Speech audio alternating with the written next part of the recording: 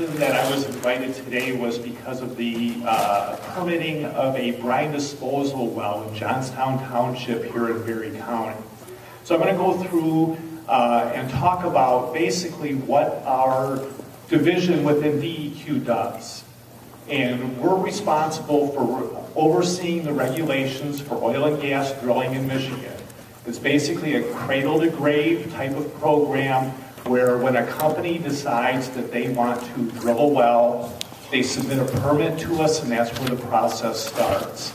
Once that permit is issued, we follow through drilling, completion of the well, production, and ultimately the plugging of the well. So it's basically a beginning to end. So what I'm going to go through is go through the process of, permitting, the drilling, and until the end, and then we'll talk about specifically the well that's being proposed here in Johnstown Township as a brine or saltwater disposal well. In Michigan, there's been over 50,000 oil and gas wells drilled since regulation began in the mid to late 20s. Currently, there are 4,500 active oil wells, 11,000 natural gas wells, 1,300 water injection and disposal wells, and 3,000 gas storage wells. And Michigan has the largest gas storage capacity in the country. Natural gas is piped up generally from the Gulf area all year round. It's stored underground during low usage parts of the year and then pumped back out during the winter time to heat our homes. The 1,300 water injection and disposal wells, about half of those are secondary recovery for oil and natural gas recovery. The other half would be for disposal. And these disposal wells are generally used for when oil and gas are produced. There's also brine or salt water. And this brine is basically naturally occurring. It's been trapped in the rocks for hundreds of millions of years. When Michigan, the sedimentary rocks were deposited in Michigan, North America was located near the equator. A lot of the rock units are carbonate limestones and dolomites. They're similar in nature to what you would see currently in the Caribbean. So this brine that is associated with the oil and gas is basically ancient seawater that's been within the rocks for hundreds of millions of years. An issue that has been hot the past 5 or so years is hydraulic fracturing. I just put this map in to kind of show the limited activity of high volume hydraulic fracturing that's been going on in the state. The dark red dots like this and up here are wells that are producing or have produced. The triangles are permitted wells that have not yet been drilled, and the green are wells that have been plugged. They're basically either dry holes or non-producible holes, and they were ultimately plugged up. I want to go back a slide. Just the general activity, oil and gas activity in Michigan over time. I'm going to just start from north to south. This red area is our shallow Antrim shale gas wells. There's 12,000 wells approximately in this area, the vast majority of which have been hydraulically fractured. The majority of those, even though they've been hydraulically fractured, they're relatively shallow vertical wells. There is a small percentage of those wells that do have a horizontal component to it. But these wells were basically started drilling in the late 80s, big time through the 90s into the early 2000s, and there's very little new activity going on. Production is decreasing in this unit, but it is still a major producer of gas in the state. This green and red trend is the Niagaran Reef trend, discovered in the late 60s, developed in the 70s. very relatively small, localized reservoirs, but they had great potential for oil and gas. Central Basin area, generally a deeper mix of oil and gas wells. This stretch down here is the old Elby and Scipio field, Michigan's only giant oil and gas field. Over 100 million barrels of oil were produced out of that, generally developed in the mid to late 50s and pumped through the 60s. Most of these wells have been plugged off. There's some active, more recent drilling that's gone on in the north and the south portions of this field. And then we have Berry County here. In Hope and Johnstown Township, there's been a series of wells that have been drilled over the decades, and I'll get into the specifics on that, some numbers in just a second. Berry County, right now there's 26 active oil wells, no natural gas wells, 3 natural gas storage wells. There's a very small gas storage field down in the southeast corner of the county. There's one currently active brine disposal well. It originated the use as a brine disposal well in about 1980, so about 40 years worth of activity, or 30 plus years of activity for that active brine disposal well. And through the course, since there's been regulation, there's been 264 holes, or wells or holes, not all of them were producible oil wells or gas wells. Just the general geology of Michigan. Michigan, the lower peninsula, and this extends into the upper peninsula, Wisconsin, Illinois, Indiana, Ohio, and into Canada. It's a regional structural feature. It's basically like a big bowl. You know, the little kitty cups that it would stack, and I wish I could stand up and move around, but it's that type of situation. You have this bowl, the older rocks are in the center, and they go outwards, where they eventually outcrop.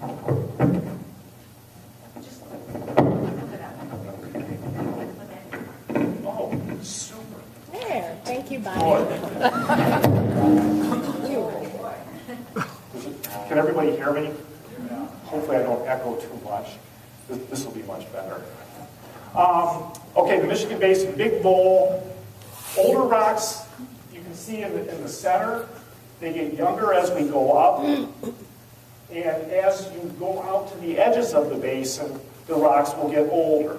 So depths of rocks here in Berry County, the wells that are drilled that have produced oil and gas here in Berry County are Devonian-aged Traverse Group wells.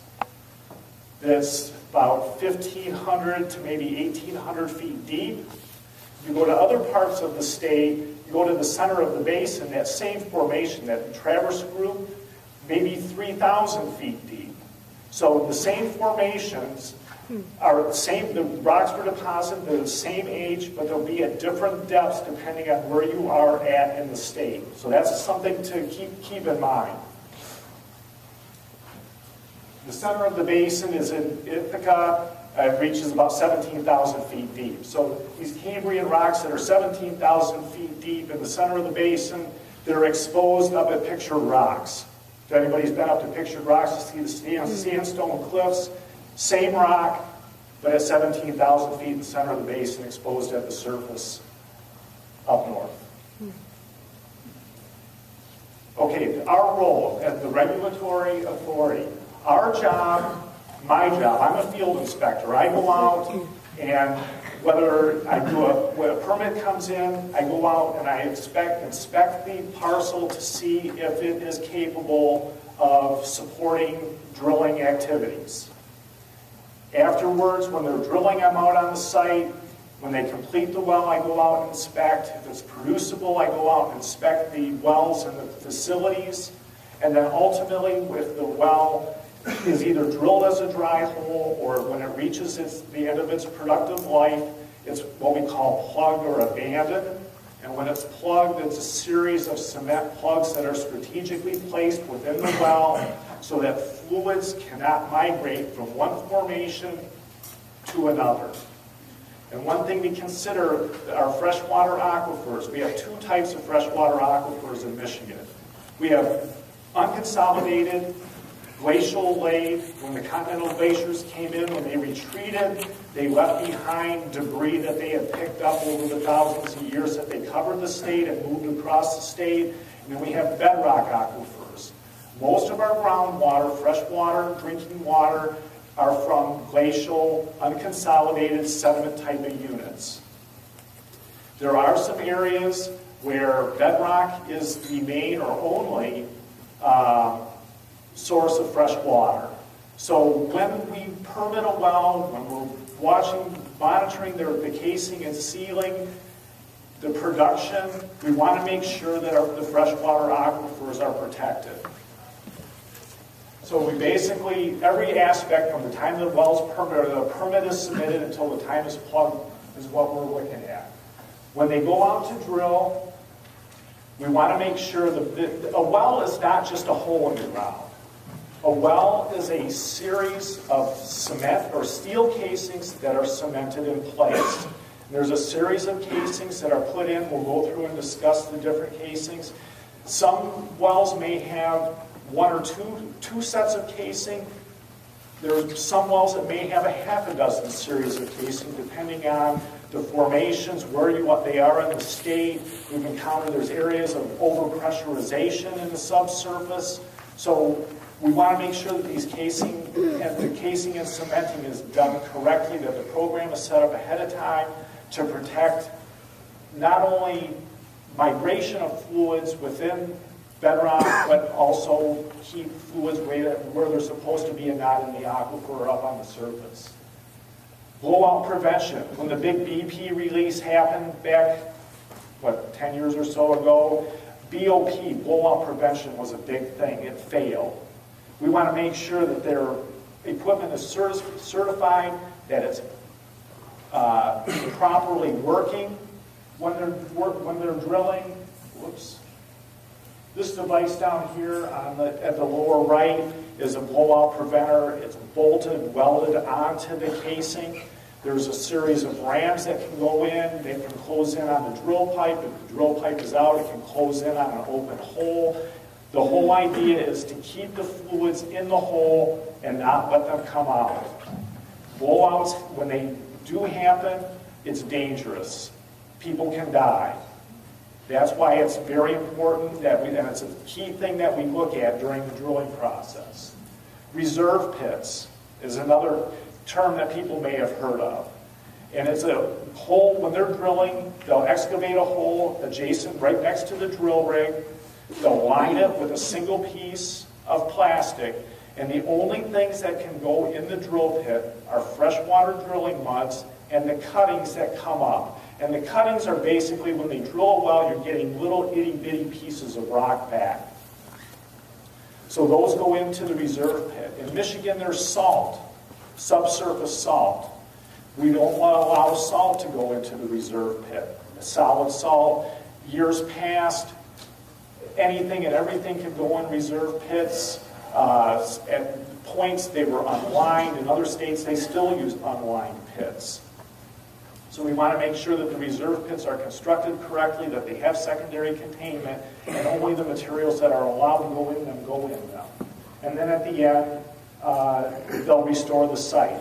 Our rules require that they return the site to original contour and establish vegetation. Now that vegetation, if it was a wooded area, we don't require within the rules. The rules do not require that they plant trees back, but that is something that if anybody has been approached by land companies or oil companies about leasing their mineral rights, those are conditions that can be written into your lease as to the type of vegetation. But we only read the reason the requirement for vegetation to be established is basically for surface erosion types of conditions, and that's our concern with that.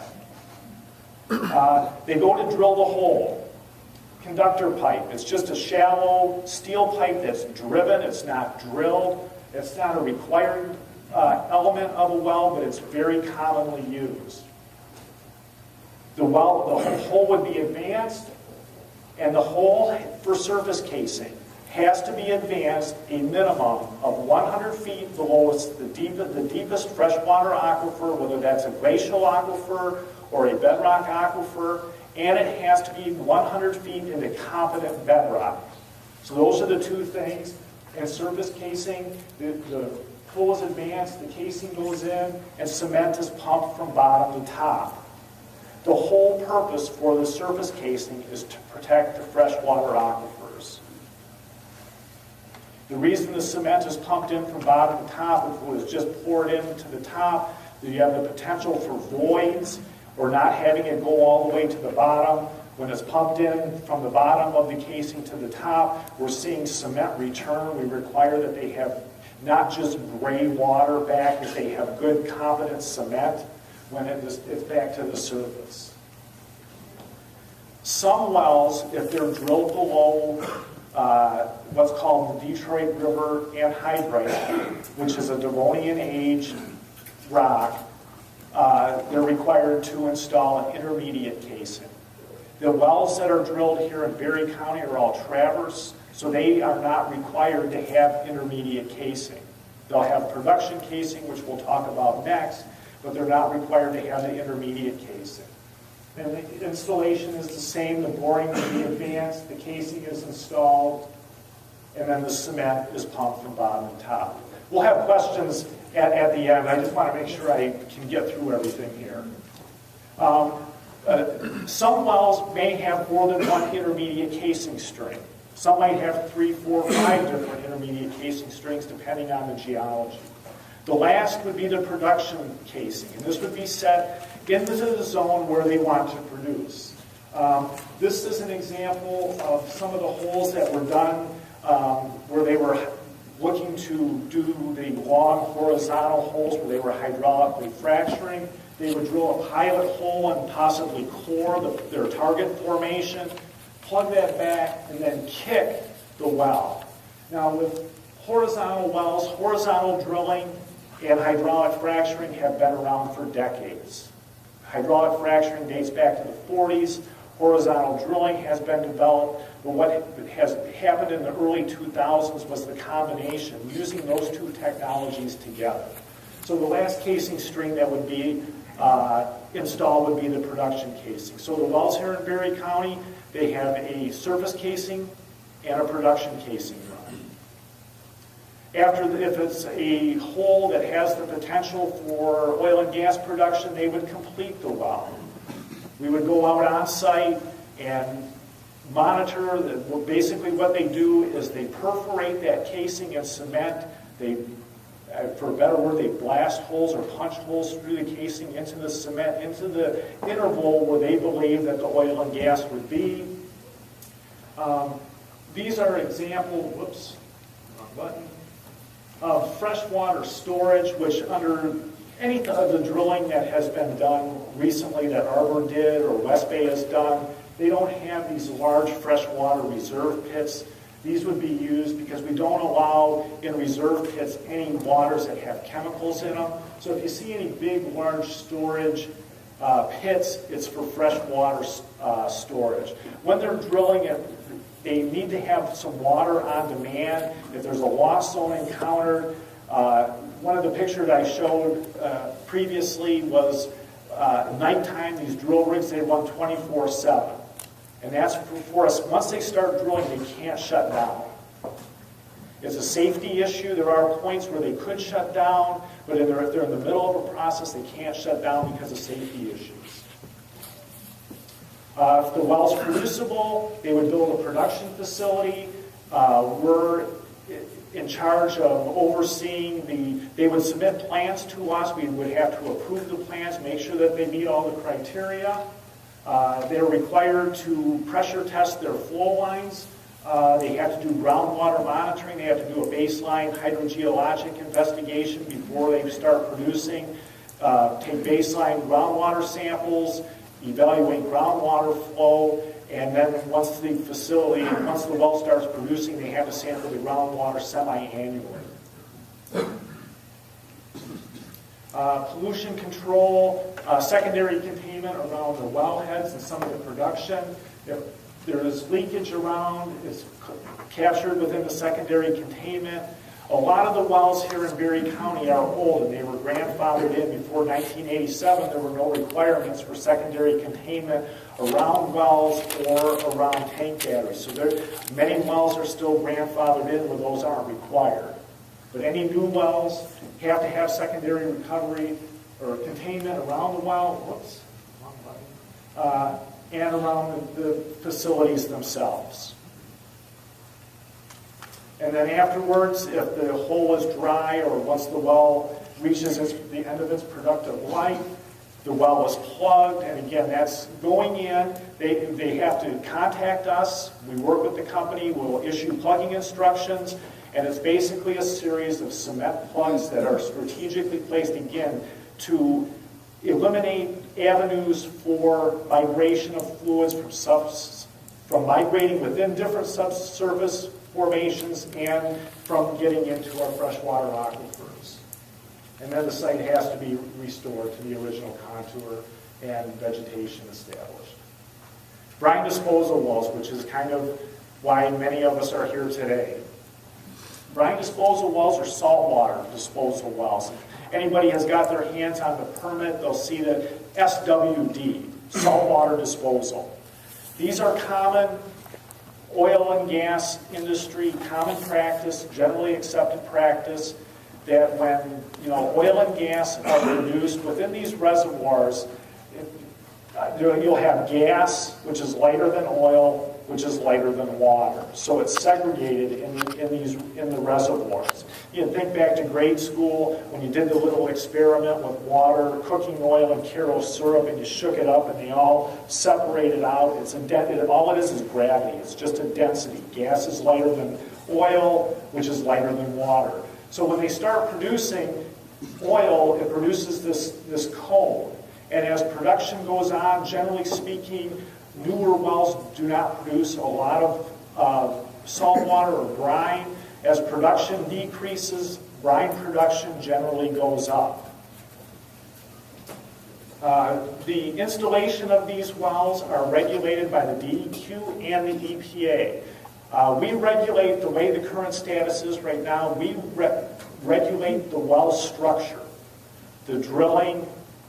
They have to get a permit. We regulate the drilling.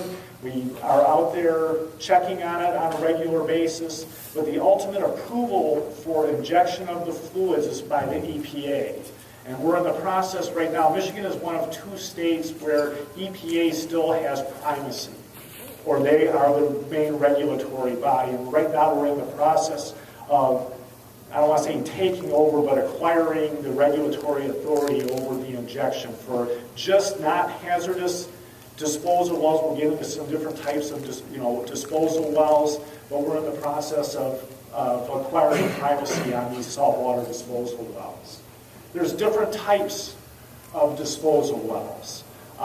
Michigan has multiple hazardous waste disposal wells. Some are for companies own them and other companies pay. Some industrial companies have their own industrial waste wells where they are injecting waste into the subsurface.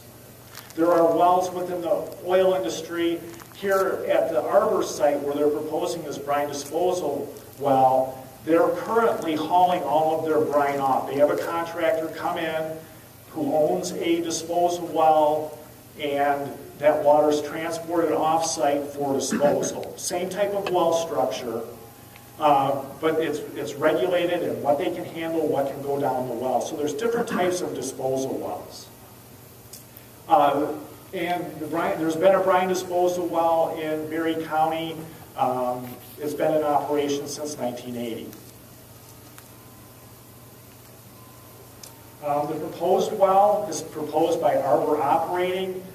They came in probably 4 years or so ago and drilled a series of wells. They drilled 5 holes. 3 of which are producing wells. One of the wells that they produced, they plugged it back. The last one is the one that they're proposing to use as converted into a brine disposal well. This well will only be used to dispose of fluids that are produced from those 3 producing wells. So in the long run, trucks that were coming in and going out, hauling brine out, will no longer be going in and out. You'll just have the haulers taking the oil out. Again, the fluids that will be disposed in this well will only be produced from these 3 wells. And the proposed well cannot there won't be trucks coming in from other companies. They're not permitted to handle any kind of waste that could be or would be produced from or hydraulic fracturing. It's only fluids that are produced from these 3 wells. This is an overview of the oil wells that have been drilled in this area. The proposed brine disposal well is down here in Johnstown County. Hope Oil has wells all through here, up around these lakes. They've got a few on Gun Road and 1 or so over to the west. A couple wells over to the west of where these Arbor wells are. And these wells have been in existence for decades. Next slide is just kind of a blow-up of the area in particular. This is the proposed brine disposal well. This one here, and this 3rd one are the 3 producing wells. The one to the north was plugged off.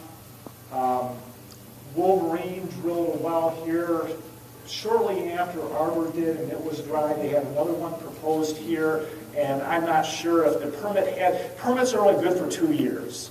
And I believe that it's been 2 years since that permit was issued, so that permit, more than likely, if it's not expired, will be expiring soon.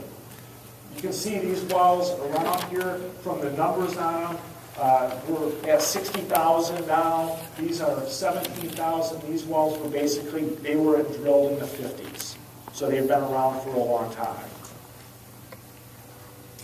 This is the permit application that we would receive. Part of that, this is just the cover page. When we get in an application package, it's a stack of information. All of this is public record.